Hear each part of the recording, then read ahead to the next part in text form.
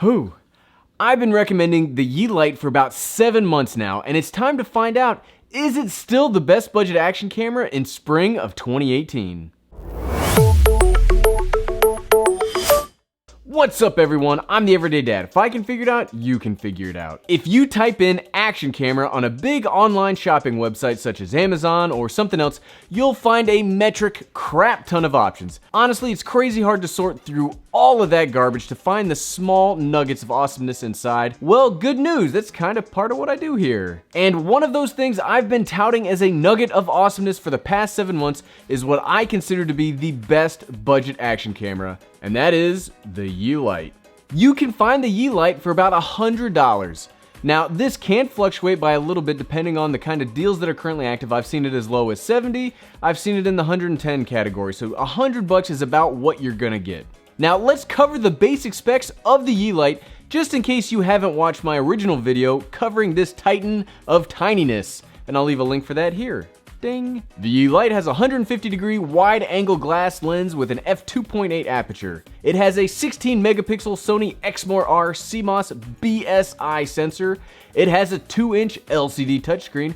It can film in 4K 20 frames per second. It can't film in 4K. It can film in 1440 by 30 frames per second or 1080p up to 60 frames per second. It has built-in electronic image stabilization, and it can film for roughly 130 minutes. Now, that's a stacked little camera. There are cameras that cost more than that that have less impressive specs. But what really matters is how this is held up by the pillars of action. Pillar number 1, ease of use. As previously mentioned, the Yi Lite does have a 2-inch LCD touchscreen on the back that will allow you to access one of the most friendly user interfaces I've seen. It is so great. You can easily use it to frame your shots, and you can change your settings super easily. It is second only to the GoPro system, and honestly, it's a really close race. This is a fantastic touchscreen. Pillar number 2, durability. Okay, this is probably the weakest aspect of the Yi Lite. They have to cut the features somewhere to meet that price point, and it's clear that Yi Technology skimped on the camera body. It feels cheap. It just feels cheap and very plasticky. The Yi Lite is not waterproof, and while there is a case that will increase its ruggedness, you have to buy that separately, which segues into another weak point. The Yi Lite doesn't come with a single accessory. Seriously, inside the box is the camera, the battery, and that's it. I prefer when companies put in a range of required mounts and cases that allow for full use straight out of the box. Some budget cameras are really good about that, but the Yi is seriously, the box is tiny because it only has the camera. Not a huge fan of that. Pillar number 3, compatible with GoPro style gimbals and accessories. One of the things Yi Technology did really right with their line of action cameras is they made sure to make them in similar shape, size, and weight to the GoPro line. I mention this all the time, but GoPro set the standard for mounts in the action camera market. So if your camera's not gonna work with them, then it makes your action camera severely limited. But for the Yi, that means that it works perfectly well with my favorite action camera gimbal.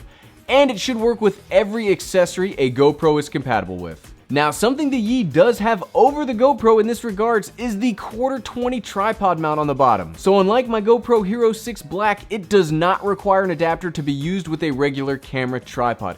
This is a huge deal if you plan on using an action camera to be your vlogging camera. I cannot overstate how important a regular tripod mount is on a camera. I love having things natively work with a camera, whether it's in-camera functions or mounting options. Pillar number 4, decent, not perfect, image quality. Now, I normally cut a lot of slack for budget action cameras when it comes to the image quality that you get out of them. And one of the really nice things about the Yi Lite is I don't have to cut it that much slack.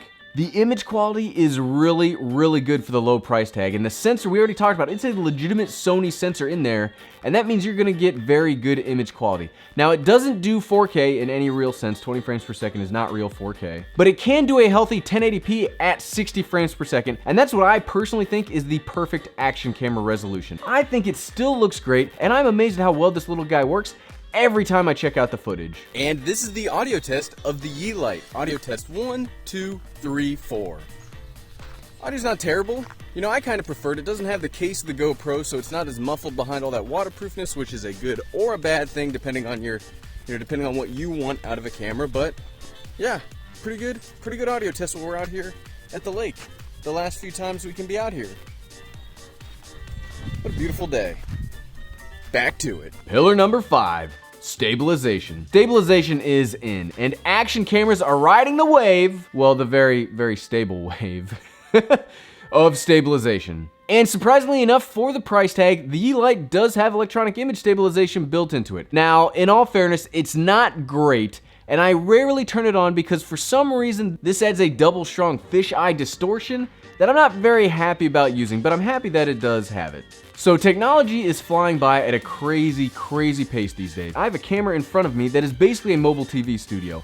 I've got a drone that can almost fit in my pocket that can film in 4K and follow me with almost no input from me. And my cell phone can pull the knowledge of the earth to me with a few taps. Technology is flying by. That rambling sentence boiled down means it is impressive when any single piece of tech, especially a budget camera, can hold on to its crown for 7 months. Since its release, I've made videos on a lot of action cameras, but the Yi Lite still holds supreme in my mind as a budget action camera. So what, right? So should you get a Yi Lite? If you are looking for an action camera that can do good 1080p, has stabilization, has a very usable touchscreen, can natively work with regular tripods, and works with almost any action camera accessory, I will absolutely continue to recommend the Yi Lite. Now, I'm not sponsored by Yi. I bought this on my own in October of last year, and I have zero issues recommending it because it is just good stuff. Thanks for watching.